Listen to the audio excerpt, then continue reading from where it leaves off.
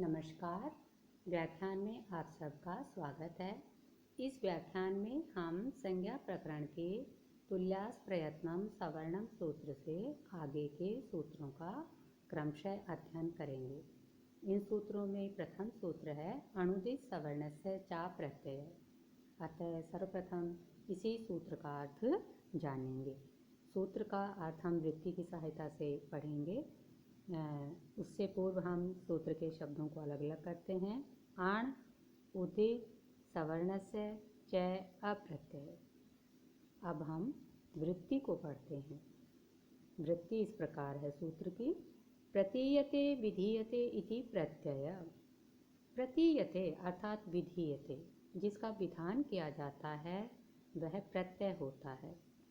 अतः सूत्र में जो अण के लिए विशेषण शब्द का प्रयोग हुआ है कि अप्रत्यय, उसका अर्थ हुआ ऐसा अण जो अविधीयमान होता है, अर्थात जिसका विधान नहीं किया जाता, जो प्रत्यय के रूप में नहीं होता है, प्रत्यय से भिन्न अण।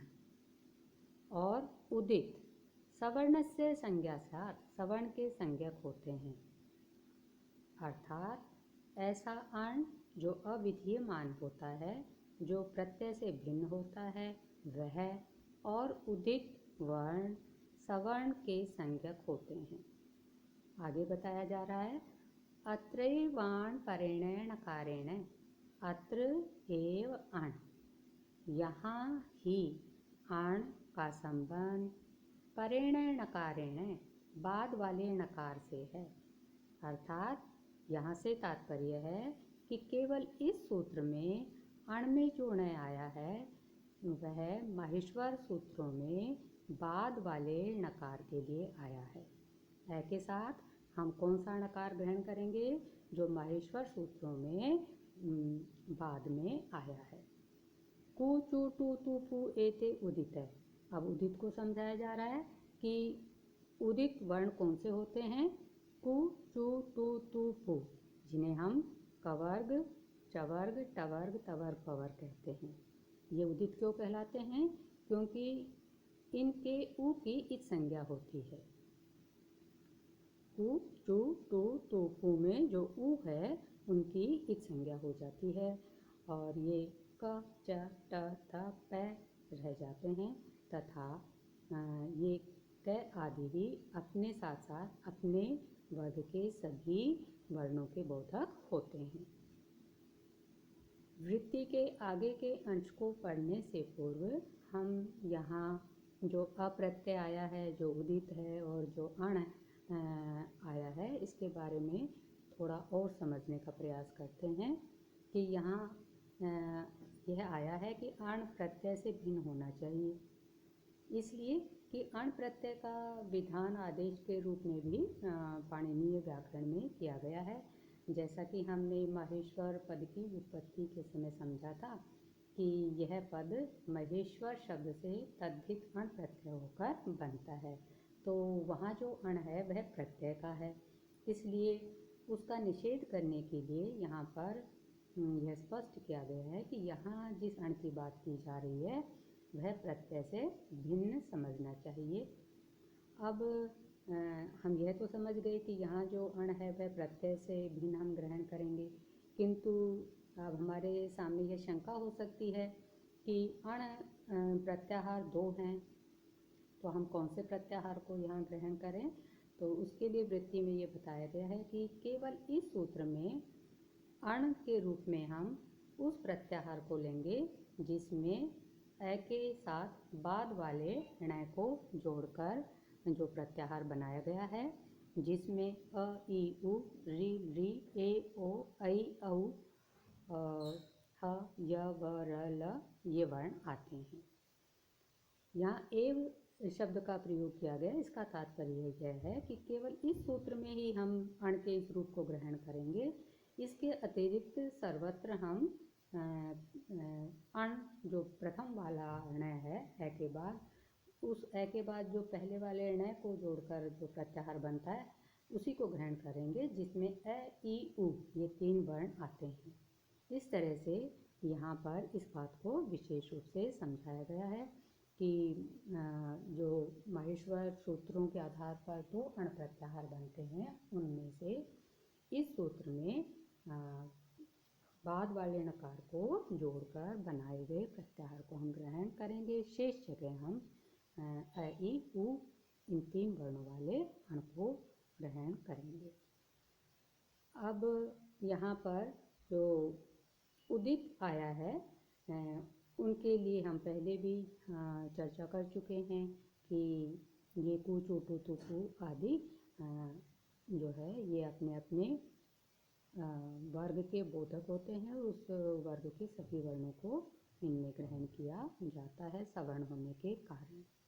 अब आगे के सवर्ण वर्णों का कथन किया जा रहा है स्वरों के बारे में कि तदेवं इस प्रकार अ इति अष्टादशानाम संज्ञा, अवर्ण अपने 18 भेदों का बोधक होता है। जो अवर्ण है ये अपने सभी सवर्णों का बोधक होता है जो इसके 18 भेद होते हैं। तथा इकार उकारऊ, इसी प्रकार इकार और उकार भी अपने अपने 18 भेदों के बोधक होते हैं, अर्थात उनका बोध कराते हैं। ऋकारः त्रिंशत् एवं ऋकारोपि, ऋकार वर्ण त्रिंशत् है, षष्ठी का एक वचन 30 वर्णों का बोध कराता है। एवं ऋकार अपि, इसी प्रकार लिकार वर्ण भी 30 वर्णों का बोधक होता है। ऐसा क्यों? क्योंकि ऋकार और लिकार दोनों सवर्ण हैं, अतः प्रत्येक अपने भेदों के साथ साथ दूसरे के भेदों का भी बोधक होता है। जैसे ऋकार के कुल भेद 18 होते हैं तो यह अपने 18 भेदों का बोध कराने के साथ साथ ऋकार के 12 भेदों का भी बोध कराता है। इसी प्रकार ऋकार अपने 12 भेदों के साथ साथ ऋकार के 18 भेदों का भी बोध कराता है और इस तरह से दोनों कुल 30-30 भेदों के बोधक होते हैं। आगे बताया जा रहा है एचो द्वादशानाम, एच प्रत्याहार के वर्ण 12-12 वर्णों के बोधक होते हैं। जैसा कि हमने पहले पढ़ा था कि इनमें ह्रस्व का अभाव होता है, इसलिए इनके 6 भेद कम हो जाते हैं। अतः ए, ओ, ऐ, औ ये 4 वर्ण 12-12 भेदों के बोधक होते हैं।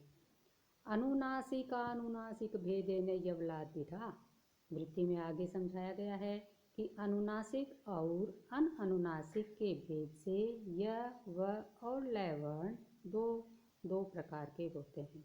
यह भी 2 प्रकार का होता है, वह भी और लय भी। कौन कौन से 2 भेद होते हैं? एक अनुनासिक और दूसरा अननुनासिक। आगे समझाया जा रहा है तेन अनुनासिकाः ते द्वयोः संज्ञा, इसलिए जब इनके अनुनासिक रूप कहे जाते हैं तो वे भी इनके 2-2 रूपों के ही बोधक होते हैं। इस तरह से यहाँ पर यह बताया गया है इस सूत्र में कि कौन कौन से वर्ण किन किन सवर्णों के बोधक होते हैं। अब आगे के सूत्र को पढ़ते हैं। आगे का सूत्र है परः सन्निकर्ष है संहिता। सूत्र का सीधा सीधा अर्थ है कि परम सन्निकर्ष संहिता कहा जाता है। किसका परम सन्निकर्ष? यह वृत्ति में समझाया गया है।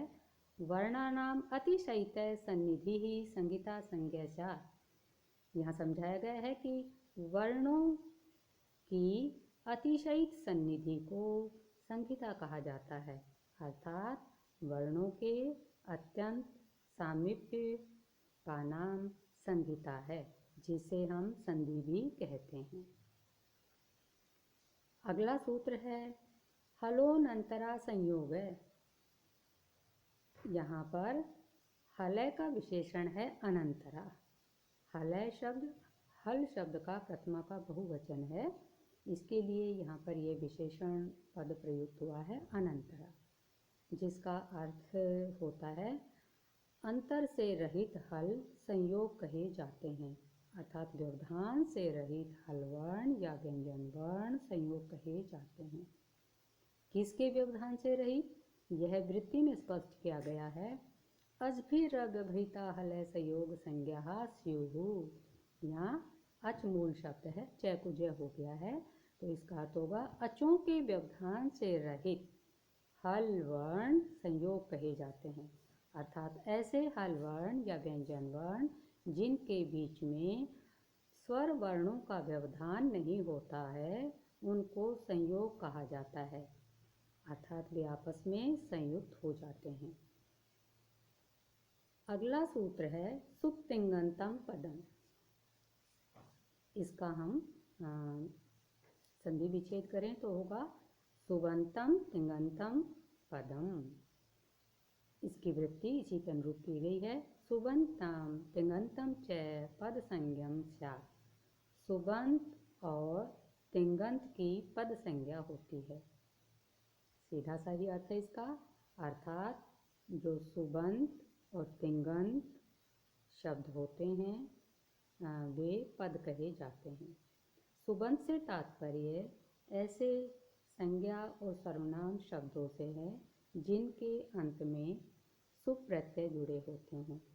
सुप प्रत्यय सु औजस अमौठठ इत्यादि जो 21 प्रत्यय हैं जो संज्ञा और सर्वनाम शब्दों से जुड़ते हैं, और इनके जुड़ने से वे संज्ञा और सर्वनाम शब्द भिन्न भिन्न रूपों को धारण कर लेते हैं, अनेक रूपों में विभक्त हो जाते हैं। इन्हीं के आधार पर हम उनकी अभिव्यक्ति को करते हैं, रामे रामो रामा सहतौ ते इत्यादि। तो ऐसे जो सुबंत शब्द हैं और वे पठ आदि धातुएं जो तिंग प्रत्ययों को जोड़ने से पठती प्रत्यय आदि के रूप में विभक्त हो जाती हैं, वे तिंगंत कही जाती हैं। वे पद क्या कहलाते हैं? तिंगंत। सुप में सु से प्रत्यय शुरू होते हैं और पै पे समाप्त होते हैं, इसलिए इनको सुप कहा जाता है।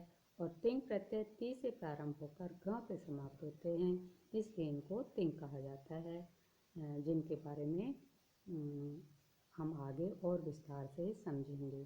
तो यहाँ इस सूत्र का अर्थ यह हुआ कि सुबंत और तिंगंत को पद कहा जाता है।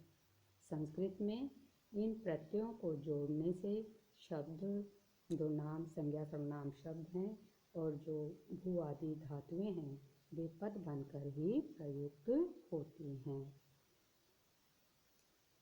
यह संज्ञा प्रकरण इस सूत्र के साथ ही समाप्त होता है और आज का यह व्याख्यान भी इसी के साथ विराम लेता है। स्वस्ति। जयतु संस्कृतम, जयतु भारतम।